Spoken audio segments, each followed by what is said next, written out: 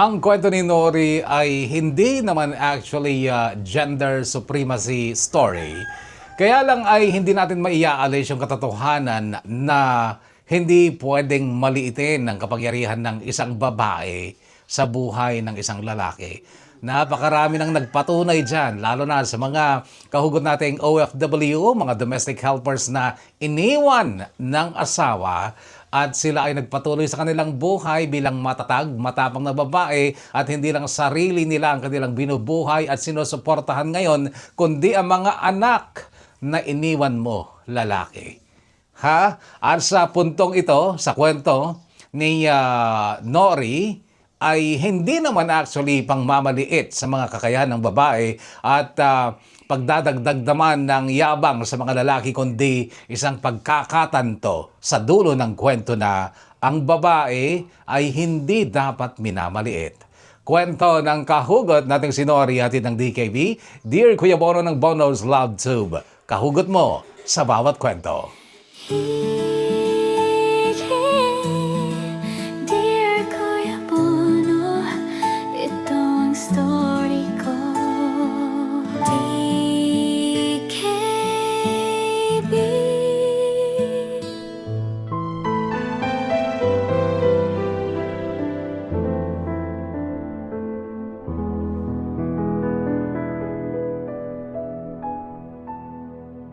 Dear Kuya Bono, tawagin mo na lang ako sa aking palayaw na Nori. Ako ay 41 anyos at isang OFW dito sa Saudi Arabia. Kagagaling ko lang actually dyan sa Pilipinas para magbakasyon at nang lalo pang mailapit sana ang sarili ko sa aking inaayos na pamilya. Subalit sa halip na umayos ay lalo pang gumulo dahil nakagawa na naman ako ng kasalanan at ito ang gumugulo sa isipan ko ngayon. Hindi ako mahusay sa pagsusulat ng kwento, subalit bahagi talaga ng pagbabahagi ko nitong kwento ng buhay ko ay ang pagbabaka sakaling makakuha ng pagpapayo mula sa inyo, sa iyo Kuya Bono at sa mga magiling mong tagapakinig.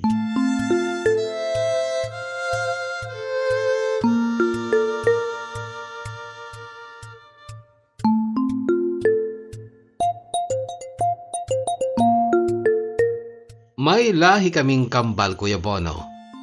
Ang aking lolo Roding ay may kakambal, si Lolo Adol. Kay Lolo Adol ako lumaki sapagkat wala siyang asawa o sariling pamilya. Maaga daw kasi siyang iniwan ng kanyang asawa at anak.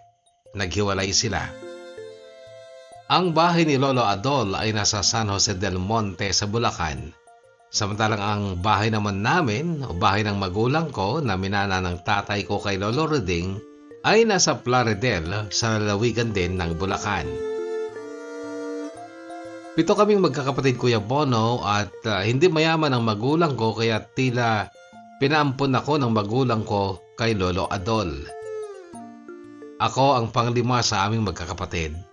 Panganay si Ate Bilen, sunod si Kuya Ryan, tapos si Kuya Andy, Ate Marisa, ako, pang-anim si Carla, at bunso si Enyong.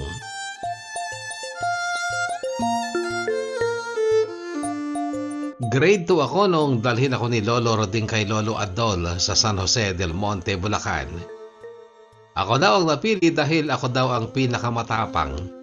Ako din ang pinakamaagang naawat sa pagdedede sa aming ina at hindi daw ako masyadong palaasa dahil maago akong natuto sa mga bagay-bagay.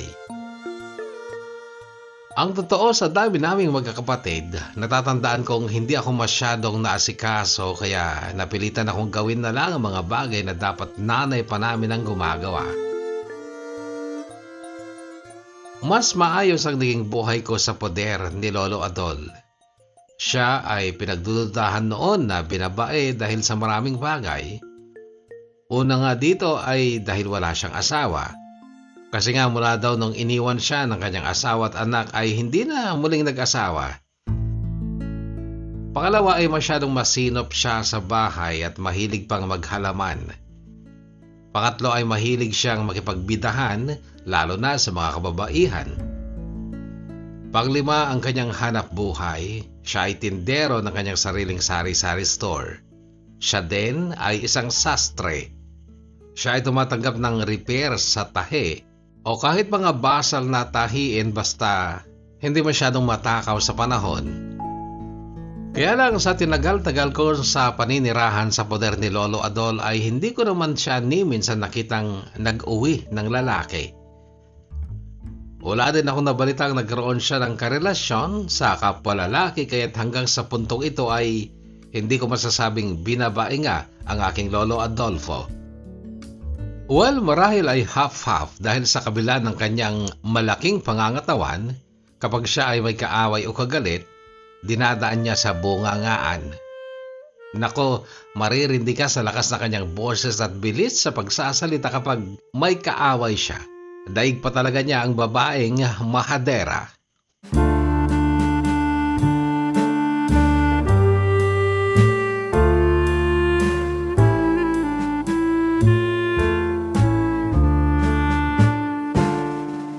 Maaga akong natuto sa pag-ibig at sa kamunduhan, Kuya Bono. 12 anyos pa lang ako ay nakaranas na akong makipagtalik sa babaeng 5 taon ang tanda sa akin. Hindi lang minsan yon kundi marami at paulit-ulit.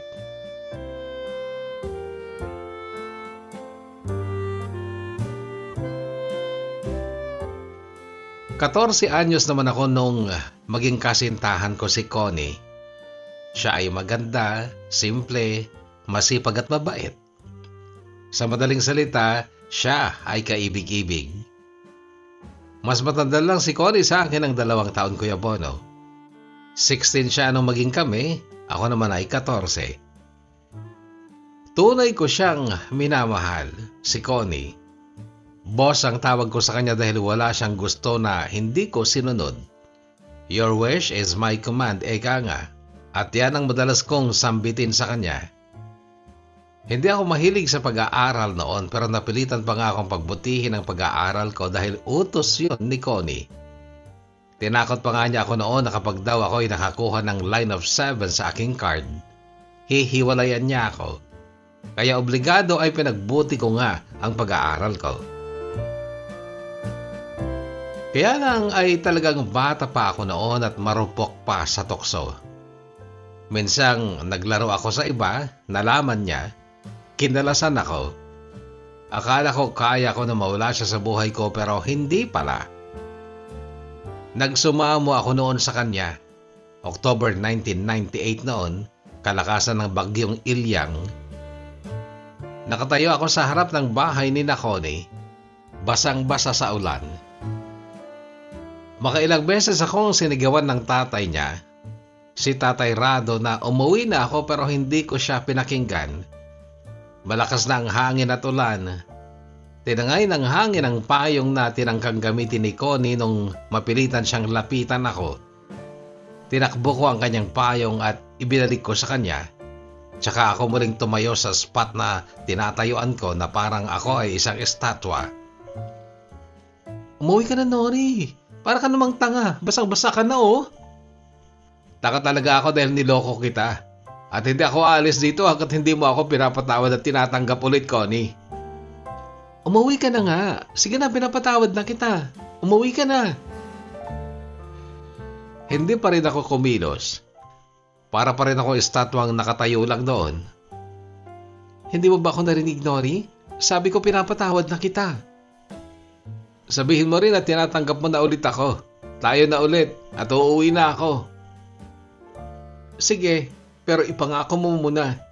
Hindi mo na ulit ako sasaktan at lolokohin. Ako lang babae sa buhay mo. Oo, pangako. Hindi na ulit ako magloloko. O siya, sige, umuwi ka na. Noon ay kumilos na ako. Mabilis ang paglapit ng mukha ko sa mukha niya upang dampian siya ng halik sa kanyang labi. Kahit na alam kong sa kanilang bintana ay nakatanaw sa amin ang kanyang ama. Sinampal ako ni Connie ng marahan. Ang tanga mo, Bobo. Nakatingin si Papa sa bintana. Okay nga yun para malaman niyang tayo na ulit talaga. Mahal na mahal kita, Connie, at pangako mula ngayon, ikaw na lang ang nag-iisang babaeng pakamamahalin ko.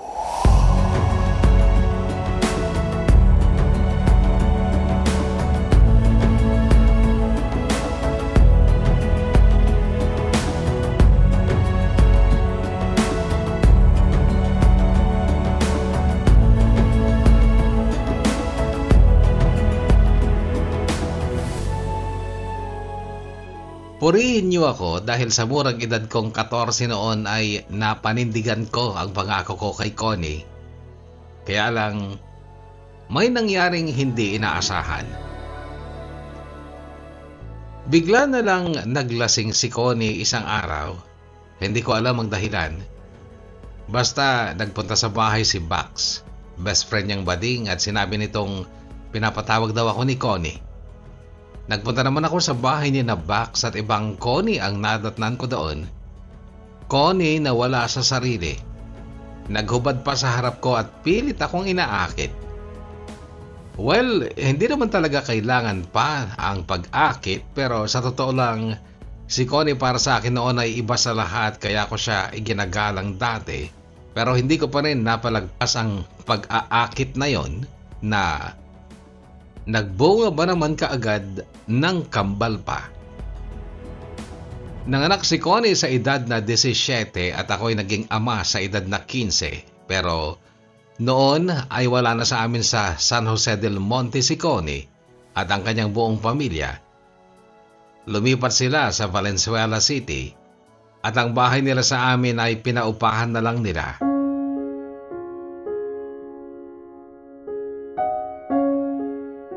Bago pa lang ipinagtapat ni Connie sa kanyang ina na buntis siya ay nakalipat na ang tatay nila at dalawang nakatatandang kapatid niya sa Valenzuela. Noong makapagtapat na si Connie, parang nagmadali silang sumunod sa Valenzuela. Sulat na lang ang inabot sa akin ni Bax. Maikling sulat na hindi ko na matandaan ngayon ang laman, ngunit ang buod ay ang pagsasabing hindi raw niya ipagkakait sa mga bata ang katotohanan ako ang kanilang ama, subalit hindi siya nangangakong hindi siya mag-aasawa ng iba dahil hindi ako ang gusto ng nanay niya para sa kanya.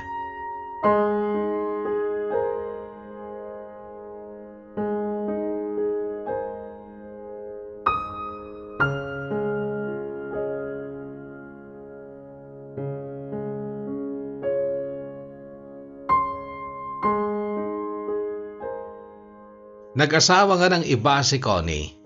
Nalaman ko ito nung graduating na ako ng college, pero that time ay hindi na ako apektado. Minahal ko si Connie at dinibdib ko ang paglayo niya noon, pero naka-move on na ako at muli naging mapaglaro sa pag-ibig. Marami pang dumaang mga babae pagkatapos niya. Oo, Kuya Bono, napakarami, pero ni isa, wala akong napakasalan.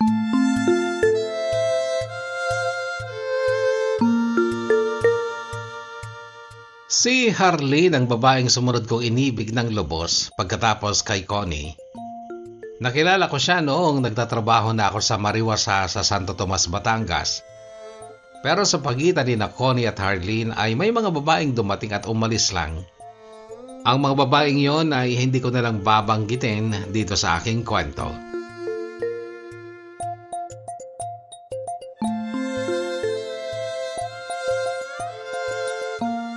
Industrial engineering ang tinapos ko, Kuya Bono.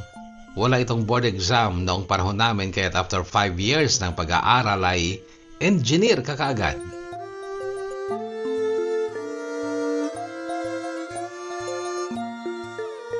Katrabaho ko si Beverly pero hard to get siya. Na-challenge ako kay Beverly kasi hindi ako nasanay sa babaeng hard to get. Naging makalumang manliligaw tuloy ako doon sa kanya. Panay ang suyo, panay ang pagre-regalo ng kung ano-ano. Isang gabi pa nga, inaya ko siyang kumain, si Beverly. Hindi pa rin daw siya kumakain kaya't natuwa ako dahil parang may isasama ko yata siya.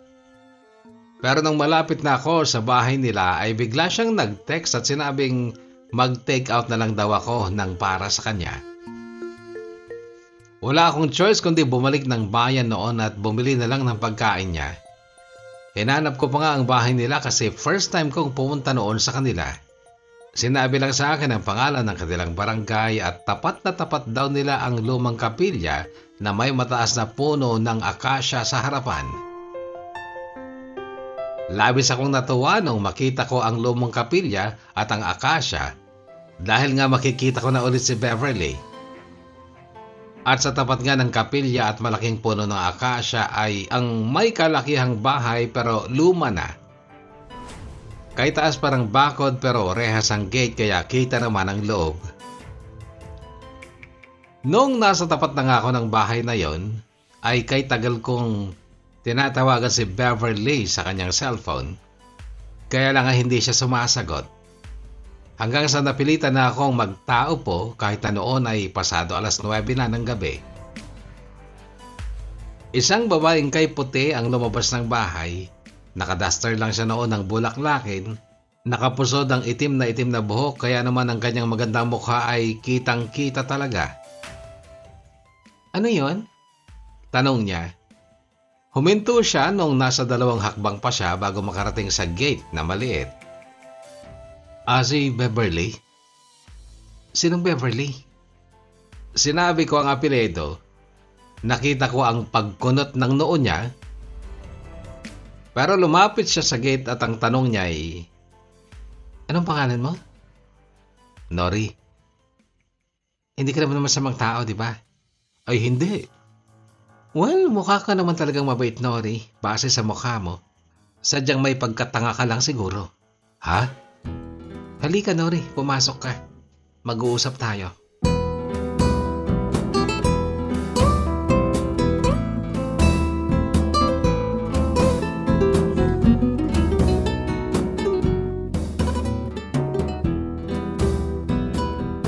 Pinaglaruan ako ni Beverly nung gabing yun, Kuya Bono.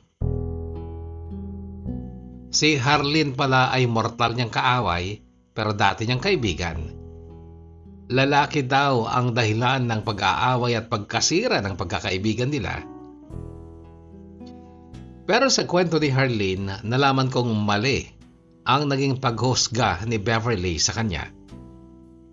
Well, may attitude talaga si Beverly na mapagpatol sa mga negatibong kwento.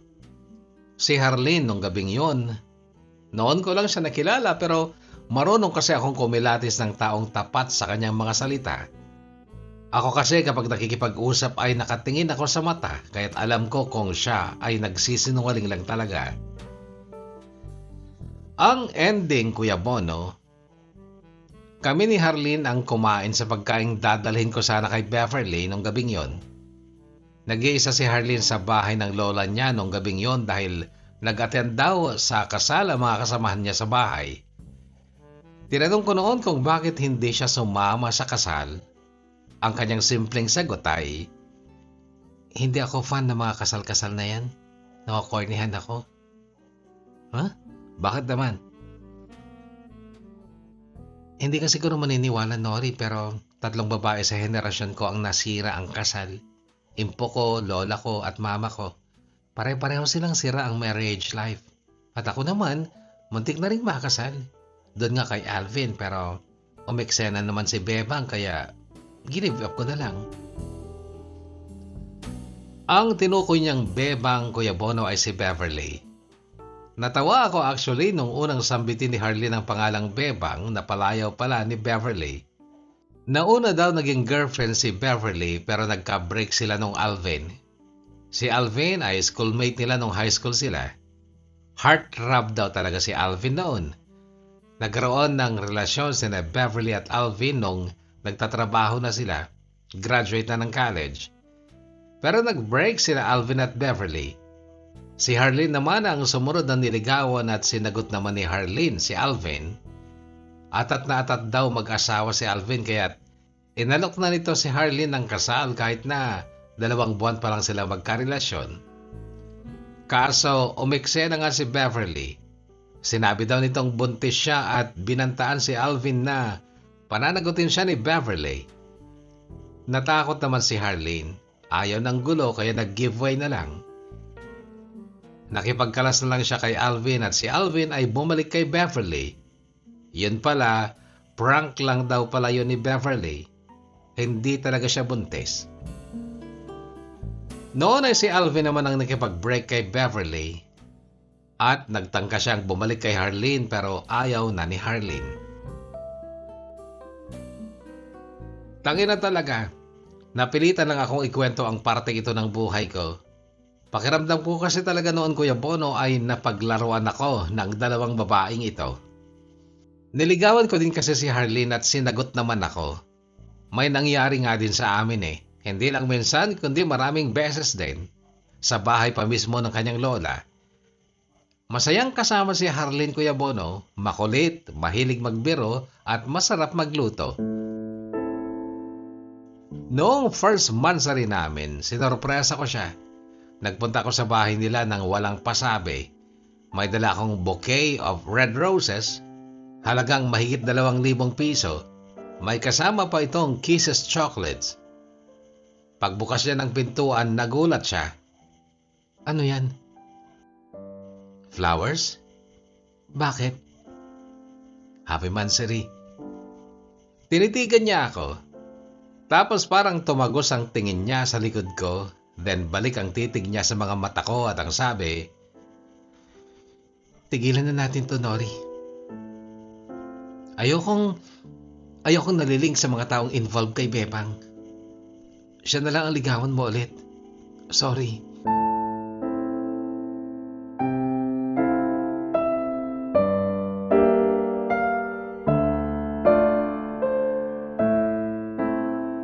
Natatawa na lang talaga ako sa karanasan ko sa dalawang babaeng taga Santo Tomas, Batangas na yon, sina Beverly at Harleen. Mga totoong pangalan nila yan, Kuya Bono. Shout out sa inyo at kumusta na kayo ngayon? 2 taon lang din ako kasi nakapagtrabaho sa Mariwasa sa Batangas. Pabrika ng tiles yun, Kuya Bono, sa Santo Tomas, Batangas. At ang sumunod kong trabaho pagkatapos noon ay sa Riyadh Ceramics na, dito na sa Saudi Arabia. 25 years old lang ako nung makapag-abroad ako dito. 41 na ako ngayon at nandito pa rin ako. 16 years na ako dito kaya 16 years old na rin si River, ang anak ko kay Harleen.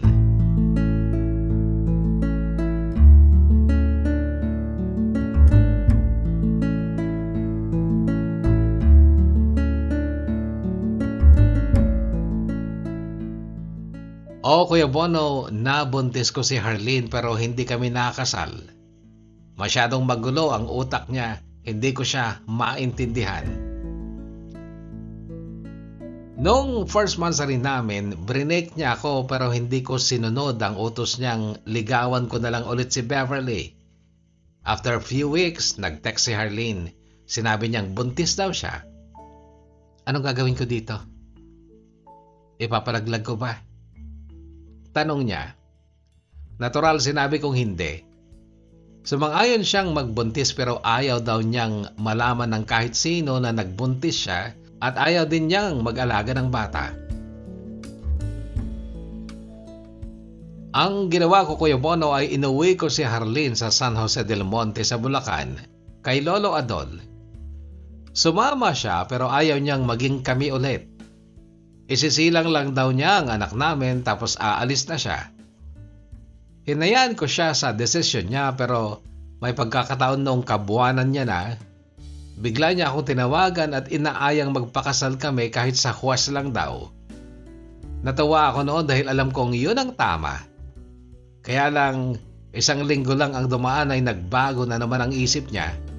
Ayaw na daw niyang magpakasal sa akin at ayaw din niyang magkabalikan kami.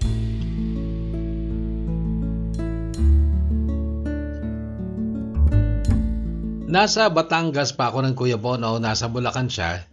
Ayon kay Lolo Adol, mabait naman daw si Harleen. Wala naman siyang negatibong komento tungkol kay Harleen pero nagulat lang talaga siya dahil 2 buwan nga lang mula nung mga anak siya ay nagpaalam na siya kay Lolo Adol. Iniwan niya kay Lolo ang baby. At mula noon na hindi ko na ulit nakita si Harleen dahil noong umalis siya ng Bulacan, 2 buwan matapos manganak ay hindi naman siya umuwi ng Santo Tomas, Batangas. Taong 2008-2009 yun, Kuya Bono. Napilitan akong hanapin si Harleen dahil utos ni Lolo Adol. Hindi dahil sa ayaw mag-alaga ng sanggol ni Lolo Adol kundi akala lang niya ay may problema lang kami ni Harleen na kailangan naming resolbahin kaya inutusan niya akong hanapin si Harleen.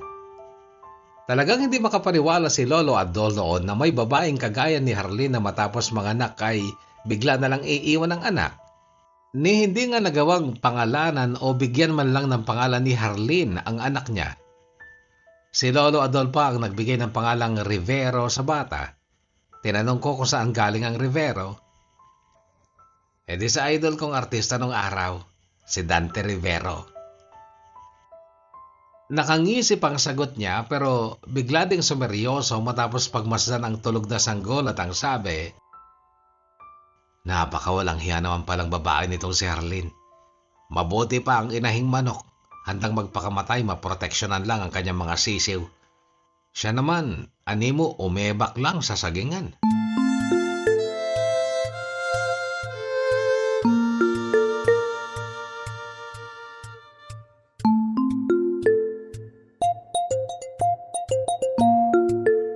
Hindi ko nahanap si Harleen, Kuya Bono.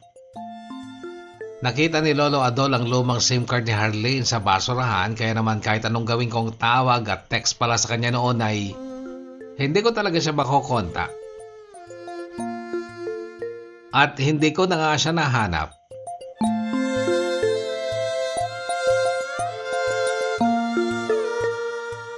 Pero bago ako sumuko sa paghahanap kay Harleen noon ay may pamilyang bumalik sa San Jose del Monte. Ang pamilya ni Connie.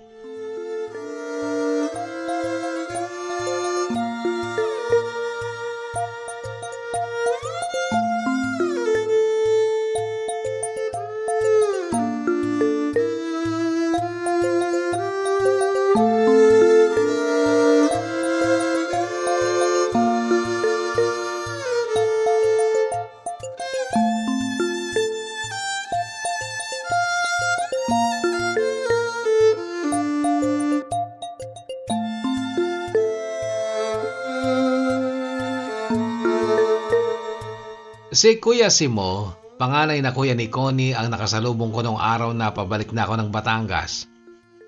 Noon ay naghanap naman siya ng mga taong uupahan niya upang gumawa sa bahay nilang dati ay pinaupahan lang nila pero nasa lahula. Ayon kay Kuya Simo, nakapag-abroad sina Connie at Kuya Rafi. Si Kuya Rafi ang sumunod kay Kuya Simo. At sila nga daw, sina Connie at Kuya Rafi ang tutustos sa pagpaparenovate ng kanilang bahay. Walang patumanggi kong tinanong kung nasaan ang mister ni Connie. At ang sagot ni Kuya Simo, wala na yun, matagal na silang hiwalay, na hindi nga sila nagkaanak eh. Pero yung mga anak niyong kambal, malalaki na. Kuya Simo, pwede ko ba sila makita? Yung isa, si Nikki, andyan, pero yung isa, na kay nanay, nandun sila sa Pangasinan. Pangasinan? Oo, doon nakapag-asawa si Rafi. Naroon si nanay, kasama si Nico. Nico? Ulit kong bigkas sa pangalan ng isang kambal, biglang natawa si Kuya Simo. Para ka namang lotang Nori, inuulit-ulit mo lang ang sinasabi ko Na ano lang kasi ako, Kuya Simo. Hindi ko kasi inaasang makakabalita pa ako tungkol sa kanila. Hindi ka lang makakabalita, Nori. Mayayakap mo pa yung isang anak mo kung gusto mo. Pumunta ka sa bahay. Naroon siya kasama ni tatay.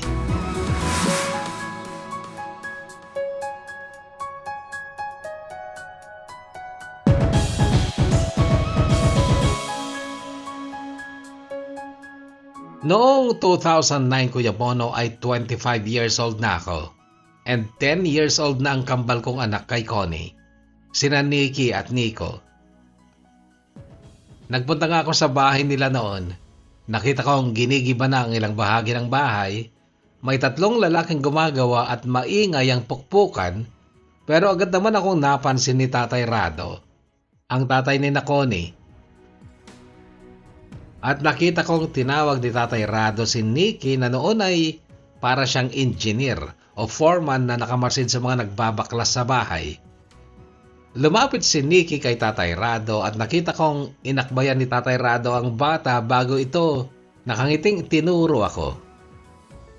Hindi ko man narinig ang sinabi niya pero tila nahulaan ko ang salitang binigkas niya sa bata. Yun ang tatay mo.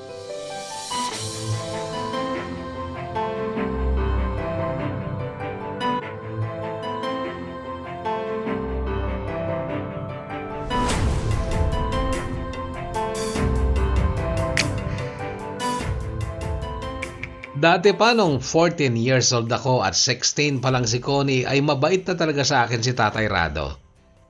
Siya yung taong walang kaaway. Kabaliktaran naman ang asawa niyang si Nanay Ising na diskumpiyado sa mga tao maging sa mga anak niya. Si Nanay Ising ang nagpasya noon na ilayo sa akin si Connie at ayon sa kwento ni Tatay Rado ay siya din ang nagtulak kay Connie na makipag-asawa sa isang byudo noon sa Valenzuela. Porque may kaya ang byudo pero hindi naman nga sila nagtagal. Hindi nagtagal ang kanilang pagsasama, nakasal pa naman daw sila. Si Nikki palangiti at tila nagmana ito ng ugali sa kanyang lolo Rado. Madaling pakisamahan, ngunit ayon mismo kay Tatay Rado ay kabaliktaran naman ang ugali ni Nico. Ang kakambal ni Nikki na nasa pangangalaga nga ni Nanay Ising noon doon sa Pangasinan. Naging maayos ang relasyon ko kay Nikki, Kuya Bono. Noong sandaling iyon nga din ay inuwi ko sa bahay ni Lolo Adol, pinakilala ko siya kay Lolo at nung masabi ko kay Nikki na kapatid din niya ang baby na inaalagaan ni Lolo Adol, si River, yung anak namin ni Harleen ay kaagad niya itong kinagiliwan. Agad pang tinanong kami ni Lolo Adol kung pwede daw siyang bumalik para makasama si River. Abay, oo naman na po. Kung gusto mo nga, habang ginagawa yung bahay ninyo, dito ka muna tumira sa amin para may kasama ako. Nakangiting sabi noon ni Lolo kay Nikki. Sige po Lolo, ipapaalam ko po kay Tatay Rado.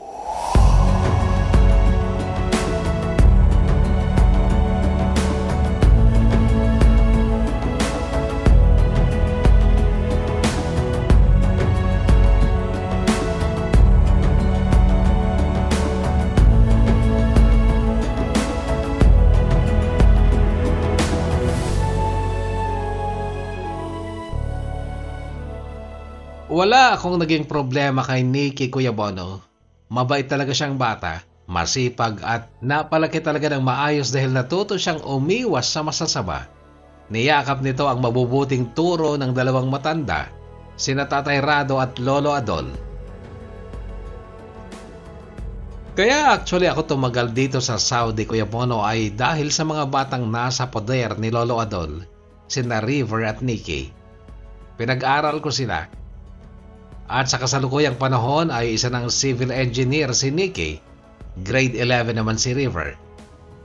Matanda na si Lolo Adol pero malakas pa at nananatili siyang masaya sa piling ng mga anak ko, kina Connie at Harleen.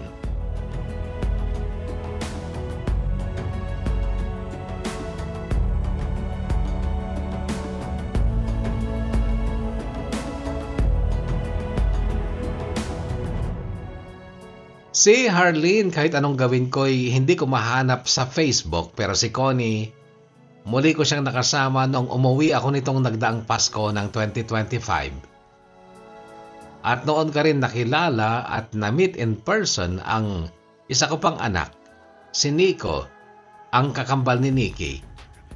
Sila ay nasa Pangasinan kaya sinadya kong magtungo doon. At ang mga nangyari doon ang dahilan kung bakit napasulat na rin ako dito sa iyong programa, Kuya Bono. Dahil ang inaasahan kong maganda at masayang muling pagkikita namin ni Connie at paglalapit ng loob namin ni Nico ay kabaliktaran pala. Sa halip na makakuha ko ng pagmamahal, pagkasuklam ang nakuha ko kaya naman ako ngayon nahaharap na naman sa bagong problema. Dear Kuya Bono, ito ang story ko. TKB.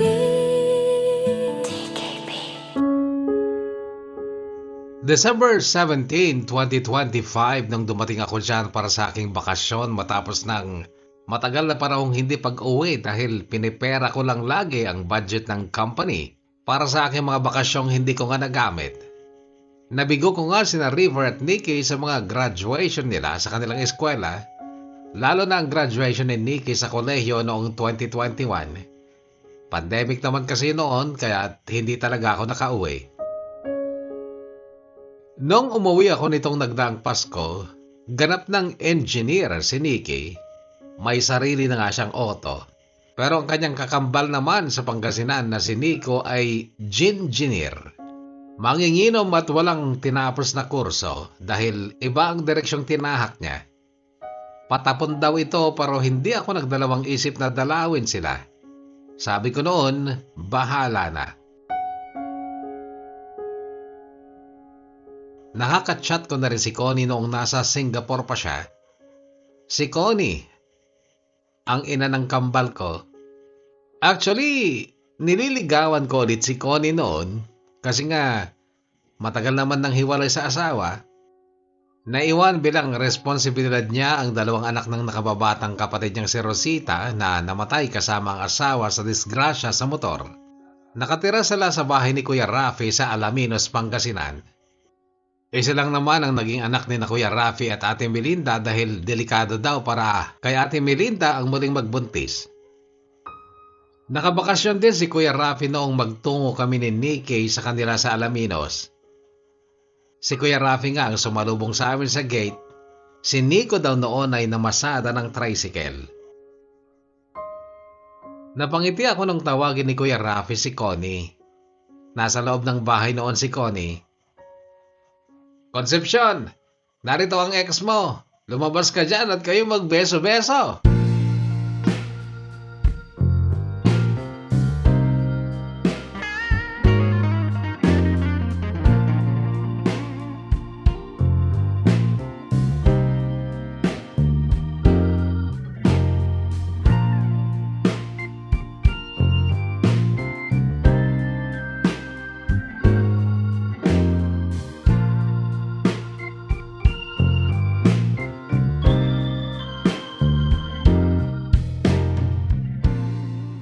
Pumasok si Nikki sa loob ng bahay pa rin muli ding lumabas at kasama niya na ang kanyang inang si Connie. Magkaakbay sila at parehong nakatingin sa akin. At si Nikki ay nagsalita. Mama, si Papa.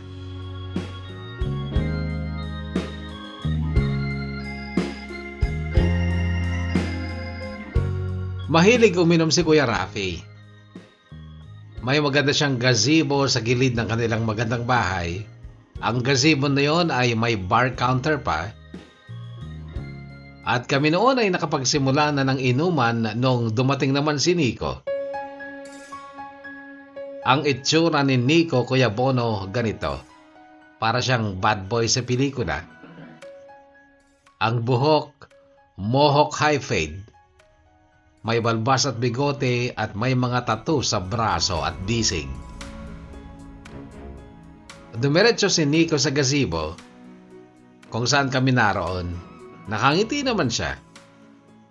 Dati na siyang na-chat ni Nikki sa Messenger. Nag-send ka ng Gcash si Nikki kay Nico dahil nagpabili si Kuya Rafi ng papaitan at inihaw na hito kay Nico. Bit-bit ni Nico ang mga yon nung dumating siya at nakatingin siya sa akin. Nakatawa at paglapag niya sa mesa ng mga dala niyang pulutan ay kinuha niya ang kamay ko at siya nakipag-alamano sabay sambit ng "Musta bro?" Natawa si Nikki. Sumabad si Kuya Rafi. "Oh, kininam nga bing, bro ko namkit din ta amamon?" Sa Tagalog, "Tangina kang bata ka, bro ang tawag mo sa ama mo?" Ang sagot ni Nico, itatagalog ko na lang. Ang bata pa parang utol nga lang namin di ba Nix? Oo nga Papa, mukha kang binata. Sang-ayon naman ni Nikki, tumawa na lang ako, nakinig sa kwento ni Kuya Rafi na, paano nga, nung maging magjowa ang mama nyo at ang papa nyo, 14 lang yung papa nyo, nabuntis niya ang mama nyo, 15 anyos lang siya nung isilang kayo ng mama nyo. 26 na kayo ngayon. Ikaw, Nori, 42, 41. 41? Sagot ko, 15 years lang ang tanda niya sa inyo. Para lang talaga siyang panganay niyong kuya. At saka gwapo ka bro ah. Siguro nasa aircon ka lang lagi no? Tanong pa ni Nico sa akin, siya ay pumwesto sa tapat ko, katabi niya si Kuya Rafi, katabi ko naman si Nikki. Wala namang hindi di aircon sa Saudi eh. Sagot ko na lang. Hanggang sa nagring ang cellphone ni Nico at ikinamangha ko dahil naka iPhone 15 Pro Max siya. Lumayo siya sa amin noong sagutin niya ang tawag at pinagmasdan ko siya habang kausap niya ang tumawag. Lumaalamo ko sa mukha niya, halatang nalungkot o nakukonsumi. Pakamat-kamot pa sa likod ng ulo niya. At pagkatapos noon ay umalis siya nang walang pasabi man lang sa amin. At mula sa labas ng bakod ay narinig ko na lang ang pagbarurot ng kanyang motor na may sidecar at si Kuya Rafi ang nagkwento. May problema siya sa nobya niya. Chuck, doon na naman yun pupunta. Bakit? Anong problema niya? Tanong ko kay Kuya Rafi. Brinik siya ng babae dahil sa chismis na may nangyari daw kina Nico at sa mami ng babae. Ano? Litong tanong ko. Si Nikki naman ang nagpatuloy ng kwento. Single mom po si Tita Ana. Anak niya si Bella, girlfriend ni Nico. Kabit lang po dati si Tita Ana ng dirty old man na daddy ni Bella pero namatay na po. Nag-iwan siya ng mana para kay Bella pero dahil minor de edad pa nun si Bella, dumaan muna kay Tita Ana yung mana. At parang sinuwapang daw ni Tita Ana yung ibang pera na dapat para kay Bella. Kaya sila nag-away na mag-ina. Naghiwalay na rin sila ng bahay. Si Bella naka-apartment na lang. At one time na inutusan daw ni Bella si Nico na magpunta kay Tita Ana. Umiinom daw mag-isa si Tita Ana. At si Nico naman, hindi naman talaga yan marunong tumanggi sa alak. Lalo na kung branded kaya nagkalasingan sila. Tapos itong si Tita Ana, nag-chat kay Bella. Nag-send siya ng mga nude pictures ni Nico. At yun na, nag-assume na si Bella na may nangyari nga kina Nico at sa mami niya na si Tita Ana. Anong sabi ni Nico? Totoo daw ba na may nangyari? Tanong ko kay Nikki. Hindi daw po niya matandaan. Ay, yun lang.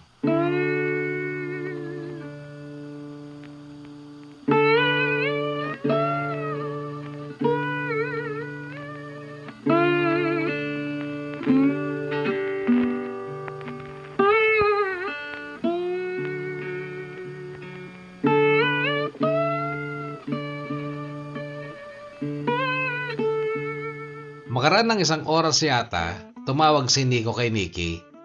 Saglit silang nag-usap tapos ipinasa sa akin ni Nikki ang cellphone niya at kinausap naman ako ni Nico. Ang sabi niya, "Bro, tulungan mo nga ako." Natawa pa ako dahil seryoso at malungkot ang boses ni Nico pero bro ang tawag sa akin. Huwag kang tumawa, seryoso to. O sige bro, ano ba yun? Mahal na mahal ko ang babaeng to pero ayaw akong harapin. Ayaw akong kausapin. Sinubukan ko na kay Nikki. Pati kay Tito Rafi pero ayaw niya makipag-usap. Baka ikaw, kung magpapakilala kang tatay ko, baka kausapin ka niya. Okay, sige. Paano ko siya kakausapin? Kunin mo kay Nikki ang Facebook niya. I-add mo. Chat mo. Okay, ibigay ko sa kanya ang cellphone number niya. Tawagan mo. At sabihin mo na lang na gustong gusto ko siyang makausap. Kaya mo ba? Oo bro, susubukan ko.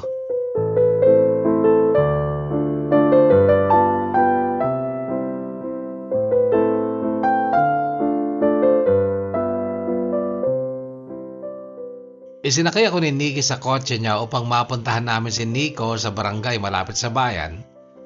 Mukha siyang kaawa-awa sa itsura niya nakadukdok sa loob ng sidecar ng tricycle niya na nakaparada sa ilalim ng isang puno sa gilid ng kalsada.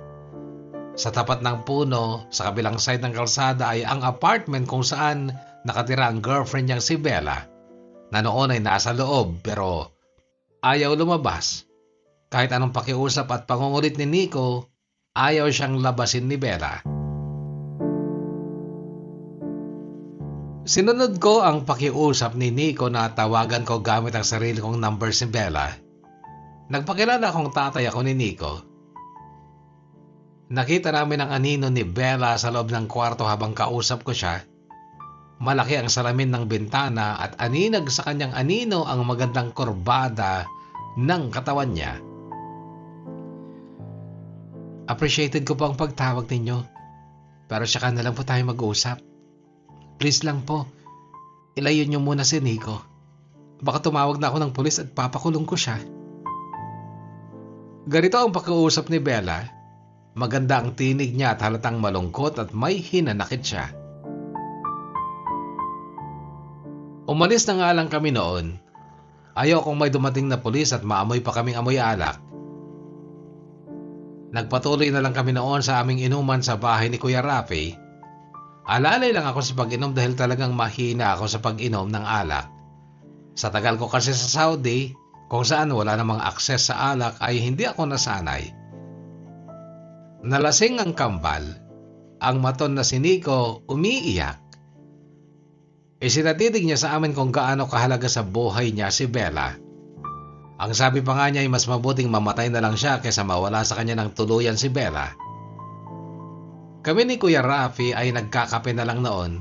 Nagpapausaw pasado 12:00 na ng madaling araw nang mag-text sa akin si Bella. Pwede po ba kayong pumunta dito? Kayo lang po mag-isa?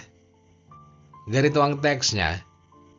Ginising ko si Nikki upang hiramin ang susi ng kotse niya at ako nga ay nagpunta sa apartment ni Bella.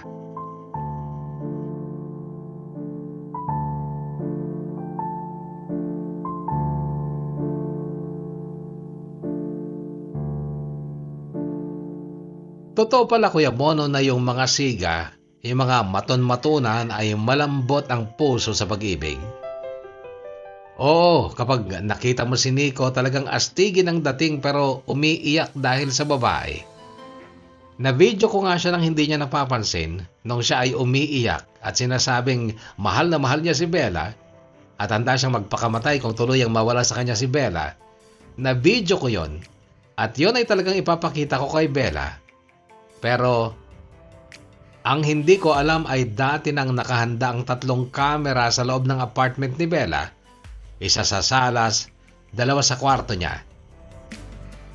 Maganda at sexy talaga si Bella. Morena lang siya pero makinis. Mas maputi pa nga ako sa kanya pero hayop ang katawan niya. Nagtaka ako nung pagpasok ko sa salas ng apartment niya ay hindi man lang niya ako pinaupo sa sofa.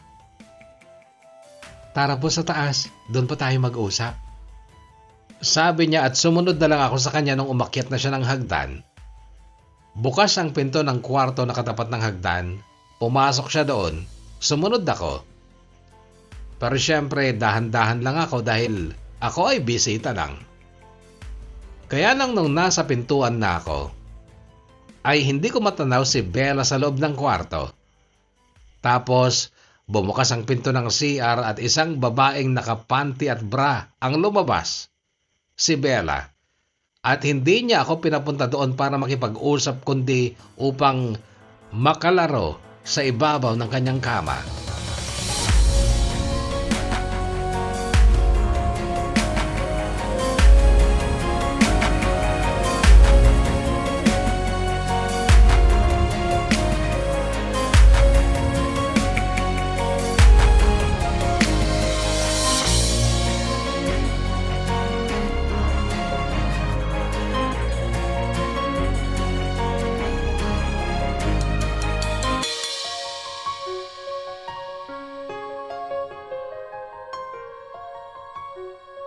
Ako Kuya Bono ay kagagaling lang ng Saudi Arabia. Edad 41 pero sa loob ng 8 taong diretso ko doon, walang uwi, walang bakasyon. Talagang nagkakasya lang ako sa Mariang Palad para makapagparaos ng init ng katawan ko. Ako'y lalaki at hindi santo kaya ano bang gagawin ko kapag nasa harapan ko ang isang babaeng punong-puno ng init at alindog? Patawad, Nico. Pero kinan ko ang girlfriend mo.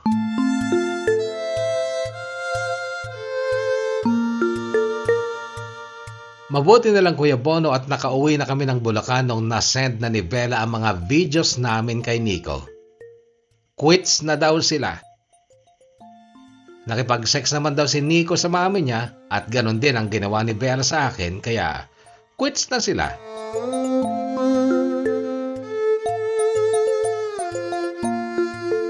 Ang sama kasi nakisawsaw pa ako sa problema nila. Ako na ama. Hindi lang actually nakisawsaw kundi dumagdag pa ako sa sama ng loob ng anak ko. Hindi lang siya ang galit na sa akin ngayon kundi maging sina Connie at Kuya Rafi.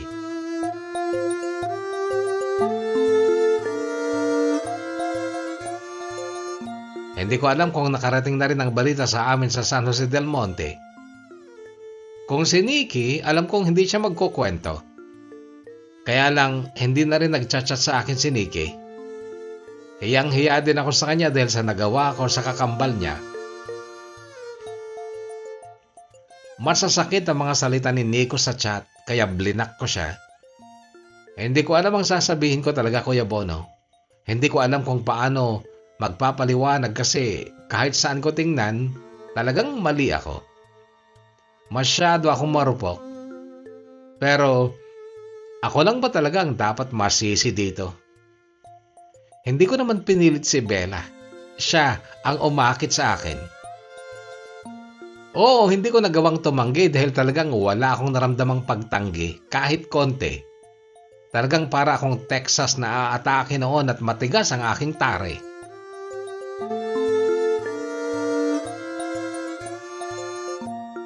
Hindi ko alam kung mapapatawad pa ako ng anak ko. Hindi na nga niya ako nagawang tawagin ng tatay o papa nung una naming pagkikita. Bro ang tawag sa akin pero sa mga chat niya, manyak ang tawag sa akin. Nakakahiya ang kwentong ito pero hindi ko ugali ang magtago ng katotohanan. Mapakinggan man ito ng mga nakakilala sa akin, handa kong tanggapin ang kanilang paghuhusga, maging sa inyo na makakarinig nito. Pero kung meron man sa inyo ang handang umunawa sa akin, isang tanong lang po. Ano ang gagawin ko?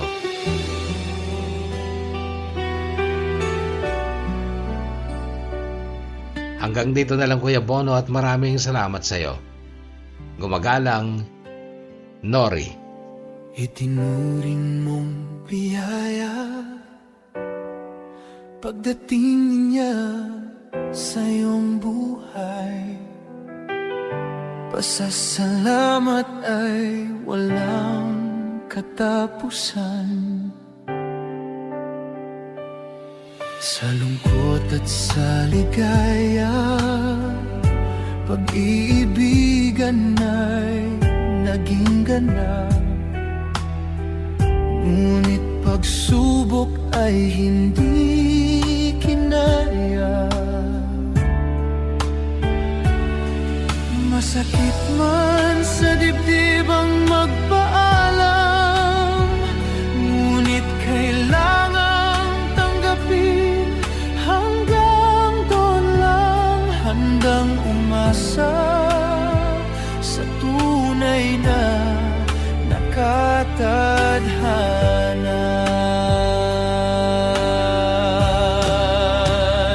Kahugat, umasang darating ang tunay na pag-ibig. At kahit pa masaktan kang muli, paulit-ulit man pagluha, pag-asa'y wag iwawaglit. Hugat mo'y isigaw, palayain at isatinig.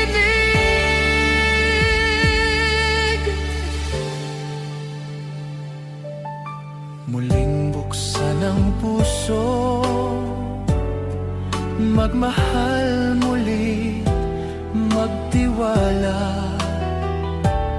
Aral ng nakaraay, magsilbing gabay. Lahat tayo'y dumanas ng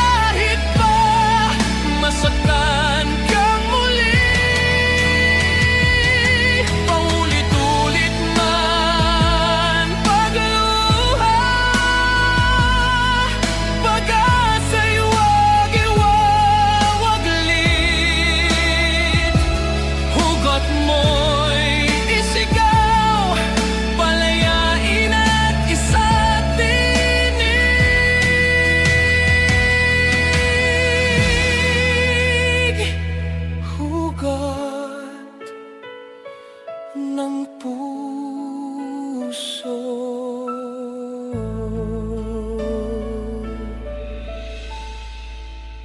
Una sa lahat, Nori, maraming salamat sa pagbabahagi mo ng iyong natatanging kwento dito sa DKB. At mga kahugot natin sa comment section, paulanan nga po ninyo ng inyong mga opinyon. Kuro-kurot palagay itong kahugot nating si Nori. Okay? Ako ay hindi na magsasalita sapagkat baka magtampo ka sa akin, Nori. At magbabasa na lamang tayo ng mga shoutout, ha? Jonathan Pascua, shoutout to you. Jomar Lawigan, J.R. Alariao, Mylene Alonzo, shoutout to you. Maria Katrina Fugaban, hi Kuya Boro, shoutout po sa Lukilo, Kabagan Isabela. Sa Talusig Fugaban family, it's me, Katrina Talusig Fugaban. Salamat sa iyo. Good afternoon, DJ Bono, pa shoutout from Pinukpuk, Kalinga. Sabi naman ni Arlene Garcia. And Margie Tumbali, shoutout to you. Odette Skyzer, shoutout to you. And si Zel Unida, ayun na, meron na ulit. Thank you. And shoutout sa iyo dyan sa Hong Kong. Sa mga kahugot pa lang natin sa Middle East, please mag-iingat po kayo, ha? Make yourselves safe at all time. And please pray. And Christian Batan, shoutout to you dyan sa Kaohsiung, Taiwan. Lagi kami nakikinig. Maraming salamat, Christian Batan. Pa-shoutout ko paano, katukayo ko yan. Salamat, sabi ni Jocelyn Pascua. Ayaw nga si Josie. Yung nagdaang kwento, 3 days ago lang yata, di ba? Yung kwento ni Josie at meron na ulit. O, di ba? At Joveline Dingcog Ramos, shoutout listening from Kawayan City, Isabela. Pa-shoutout sa Romano family, kay Michelle na asawa ko, Kia, Mike at James, mga anak namin from SJDM, Bulacan, San Jose del Monte ito. Taga dito si Lolo Adol, na lolo ni Nori. Baka nagkakasalubong kayo dati dyan, di mo lang alam. Shoutout kay Bono, still listening always, waiting here. Samuel Galupo, shoutout to you. And Karen Vergara, shoutout to you. Ganoon din kay Elsa Altero, who says, pa-shoutout, Elsa here working at Chu Keng Leng, Hong Kong. Always listening to you, Kuya. Pakisigaw naman po ang aking pamilyang mahal na mahal dyan sa Pilipinas, ang Cordero family and San Jose family. Miss you a lot, guys. Love you and thanks, Idol. Kakaadik ang voice mo. Uy! More stories, more power to come, more followers, subscribers, fans sa your channel. Love you. Maraming salamat, Elsa Altero. And hello kay Bono, kaka-upload mo lang to, napakomment ako para mapa-shoutout. Sana, libakan ko po ang makinig sa mga kwentong nababasa mo habang nagdi-deliver.